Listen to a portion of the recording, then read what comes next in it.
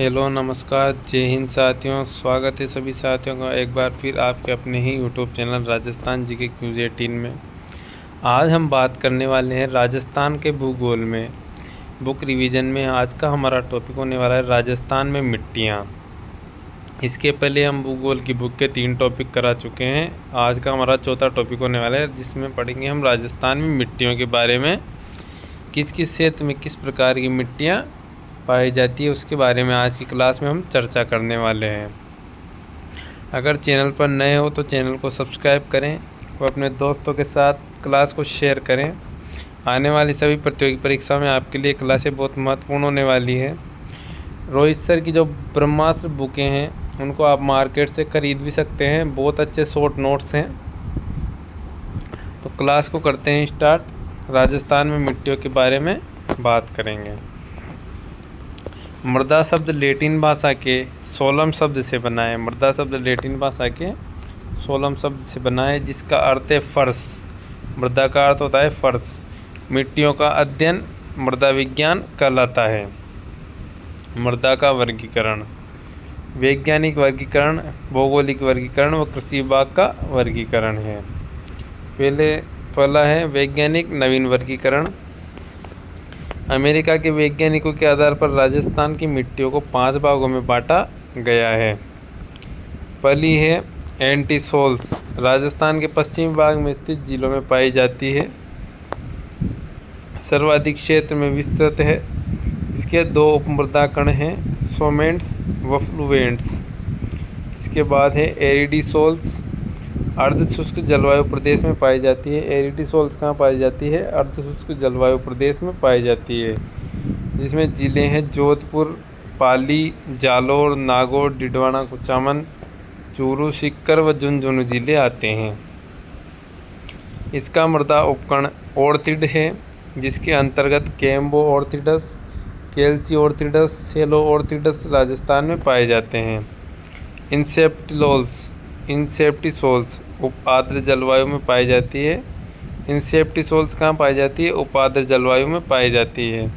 इसके जिले हैं सिरोही, पाली, राजसमंद, उदयपुर, भीलवाड़ा, सलूंबर व चित्तौड़गढ़।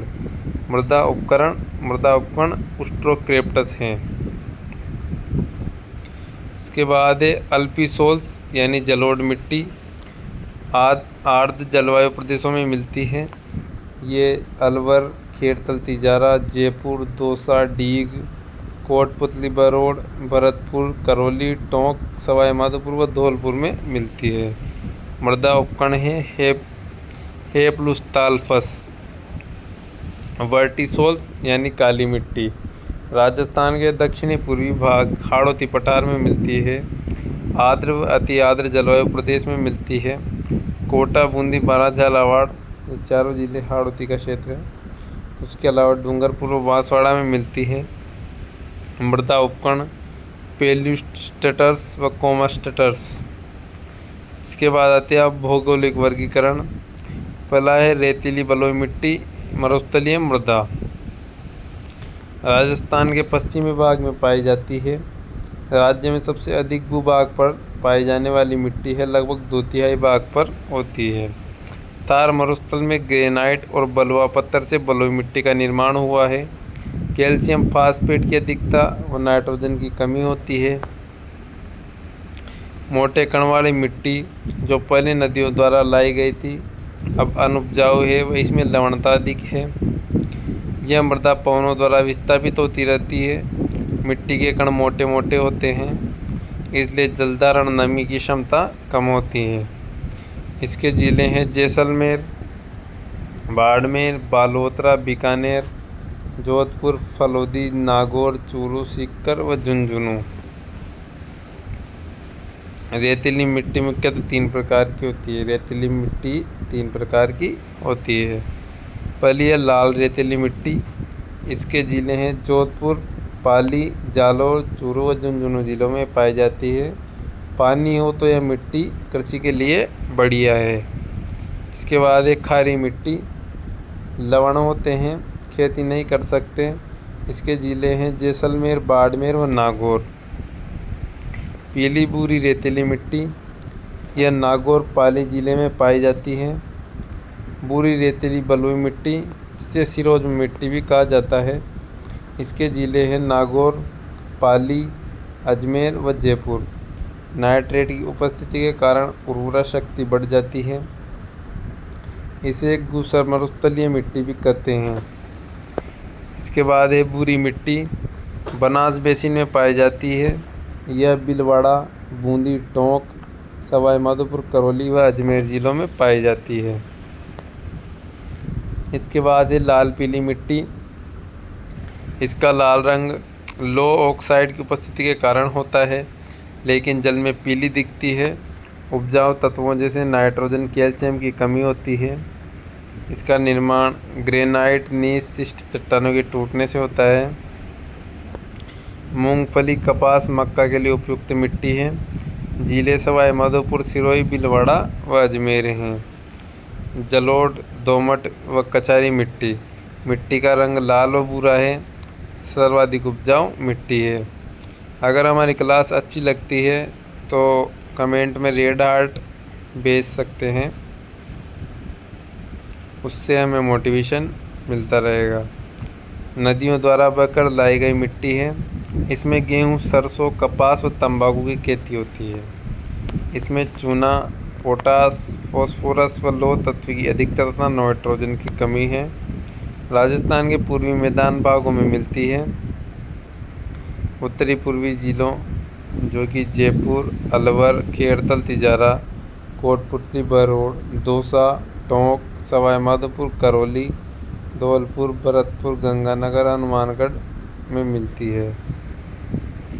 काली, मध्यम काली व रेगूर मिट्टी क्षेत्र हाड़ौती क्षेत्र है इसका, जो कि कोटा, बूंदी, बारां व झालावाड़ में पाई जाती है। ज्वालामुखी दक्कन लावा निर्मित बेसाल चट्टानों की अपरदन से बनी है। कपास, चावल, गन्ना एवं सोयाबीन फसलों के लिए उपयोगी है। गीली होने पर फूल जाती है। इसे स्वतः जुताई वाली मिट्टी कहते हैं। कैल्शियम, पोटास तो पर्याप्त मात्रा में होता है, लेकिन नाइट्रोजन, फास्फेट व जैविक तत्वों की कमी होती है। इसमें क्ले की मात्रा अधिक होती है, अतः यह चीका प्रधान मिट्टी है। लाल काली मिट्टी, इसके प्रमुख जिले चित्तौड़गढ़, भीलवाड़ा, उदयपुर, डूंगरपुर व बांसवाड़ा हैं। लवणीय मृदा, इसे ऊसर, कल्लर, रेह, अल्कालीन भी कहते हैं। इसके जिले बाड़मेर व जालौर हैं। पर्वतीय लिथोसोस मिट्टी अरावली पर्वतमाला में पाई जाती है। लाल लोमी या लेटेराइट मिट्टी दक्षिणी राजस्थान, डूंगरपुर, बांसवाड़ा, उदयपुर, चित्तौड़गढ़ में पाई जाती है। लोह तत्वों की अधिकता के कारण रंग लाल होता है। कायांतरित चट्टानों ग्रेनाइट, नीस, क्वार्टरजाइट से बनी है। नाइट्रोजन, फॉस्फोरस की कमी होती है। कृषि विभाग का मृदा वर्गीकरण। साइरोजेक्स गंगानगर, रेवेरिना गंगानगर। मरुस्थलीय मृदा जैसलमेर, बाड़मेर, बीकानेर, जोधपुर व शेखावटी क्षेत्रों में। जिप्सीफेरम बीकानेर में पाई जाती है। ग्रे ब्राउन जलोढ़ मिट्टी पाली, नागौर, अजमेर, जालौर व सिरोही जिलों में पाई जाती है। नॉन कैल्शियम ब्राउन मृदा जयपुर, सीकर, झुंझुनू, अलवर, नागौर व अजमेर जिलों में पाई जाती है। नवीन जलोढ़ मृदा जयपुर, अलवर, भरतपुर, डीग, सवाई माधोपुर, खेड़तल, तिजारा में पाई जाती है। पीली भूरी मृदा टोंक, सवाई माधोपुर, उदयपुर, भीलवाड़ा, चित्तौड़गढ़ में पाई जाती है। वह नवीन भूरी मृदा भीलवाड़ा, अजमेर व ब्यावर में पाई जाती है। पर्वतीय मृदा उदयपुर, सलूंबर, कोटा में पाई जाती है। लाल लोम मृदा डूंगरपुर व बांसवाड़ा में। काली मध्यम मृदा कोटा, बूंदी, झालावाड़, हाड़ौती क्षेत्र में। कैल्सी ब्राउन मरुस्थलीय मृदा जैसलमेर व बीकानेर जिलों में। मरुस्थल व बालू का स्तूप बाड़मेर, जैसलमेर और बीकानेर, जोधपुर में। मृदा अपरदन मिट्टी का एक स्थान से दूसरे स्थान पर जाना अर्थात स्थानांतरण मिट्टी की अपरदन कहलाती है। मिट्टी अपरदन को रेंगती मृत्यु, कृषि का क्षय रोग भी कहते हैं। राजस्थान में दो प्रकार का मृदा अपरदन होता है। पहला है वायु अपरदन व दूसरा है जल अपरदन। पहला वायु अपरदन के बारे में बात करेंगे। राजस्थान का सबसे सर्वाधिक प्रभावित क्षेत्र है। वायु से मिट्टी के कण एक स्थान से उड़कर दूसरे स्थान पर चले जाते हैं। इसे वायु अपरदन क्षैतिज परत अपरदन कहते हैं। राजस्थान में सर्वाधिक वायु अपरदन वाला जिला जैसलमेर व न्यूनतम अपरदन वाला जिला धौलपुर है। जल अपरदन, जलबहाव के साथ मिट्टी का अपरदन। सर्वाधिक प्रभावित चंबल का प्रदेश है। संपूर्ण हाड़ौती का पठार जल अपरदन से प्रभावित है। सर्वाधिक जल अपरदन वाला जिला कौन सा है? कोटा। लंबवत अवनालिका अपरदन, जल का तेज बहाव मिट्टी को काटकर दूसरे स्थान पर ले जाता है। राजस्थान में सर्वाधिक अवनालिका अपरदन वाली नदी चंबल नदी है। सर्वाधिक अवनालिका अपरदन वाला जिला कोटा है। चादरी अपरदन, पहाड़ियों की मिट्टी वर्षा जल के साथ बह जाती है। सर्वाधिक चादरी अपरदन सिरोही में होता है। मृदा अपरदन के कारण वनोन्मूलन, वनों के कटाव से मृदा अपरदन होती है। जूमिंग कृषि, पहाड़ी ढालों के वनों को काटकर खेती करना जूमिंग कृषि है। अत्यधिक पशुचारण, पशु चरागाह भूमि की वनस्पति को अंतिम बिंदु तक समाप्त कर देते हैं। सही फसल चक्र, समांतर जुताई न करना व गलत बुआई करना। अत्यधिक सिंचाई बाढ़ भी मृदा अपरदन के कारण है। मृदा संरक्षण व मृदा अपरदन रोकने के उपाय। पेड़ों की कटाई रोकी जाए। पेड़ों की श्रृंखला बनाकर बालू टीलों के प्रसारों को रोका जाए। फसल चक्र यानी फसलों का हेरफेर अपनाना। जल की गति कम करने के लिए मेड़बंदी करना। मृदा में रासायनिक खाद व कीटनाशक दवाइयों का कम उपयोग करें। मरुस्थलीकरण के कारण जलवायु की कठोरता, उच्च तापमान, कम वर्षा, वनस्पति का अभाव, वनोन्मूलन, जनसंख्या की वृद्धि, अनियंत्रित पशुचारण, अतिचारण, अति जुताई, भूजल स्तर में गिरावट, लगातार सूखा पड़ना, वायु अपरदन मृदा अपरदन में वृद्धि। सेम जलाधिक्यता की समस्या, मरुस्थल में जमीन के नीचे चूने का विस्तार है, जिसके कारण नहरों व नदियों का पानी जमीन में अत्यधिक गहराई तक नहीं जाता। वहाँ दलदल की समस्या ही सेम जलाधिक्यता कहलाती है। सेम से सर्वाधिक प्रभावित जिला कौन सा है? हनुमानगढ़ व गंगानगर जिला। हनुमानगढ़ का बड़ोपल, भगवान दास, बेईदास, गंदेली गांव सर्वाधिक सेम प्रभावित हैं। सेम की सर्वाधिक समस्या इंदिरा गांधी नहर क्षेत्र व गंगनहर सिंचित क्षेत्रों में है। सेम की समस्या को रोकने के लिए सफेदा लगाना चाहिए। पारिस्थितिक में नहरों द्वारा सिंचाई से परिवर्तन आया है। मृदा गुण, मृदा का पीएच मान 7 से कम हो तब मिट्टी अम्लीय यानी चूने की मात्रा कम होती है, व पीएच मान 7 से अधिक हो तो मिट्टी क्षारीय लवणीय होती है। यदि पीएच मान 7 हो तो मिट्टी उदासीन होगी। अम्लीय मिट्टी के समाधान के लिए चूने का प्रयोग करें। राजस्थान के पश्चिमी भाग जोधपुर पाली में लवणीयता की समस्या सर्वाधिक है। लवणता, खारापन, क्षारीयता की समस्या के लिए जिप्सम का उपयोग करें। मिट्टी की निचली सतह से ऊपर की ओर जल रिसाव से मिट्टी अम्लीय व क्षारीय हो जाती है। मृदा के पोषक तत्व, मुख्य पोषक तत्व हैं जैविक कार्बन, फास्फोरस व पोटास।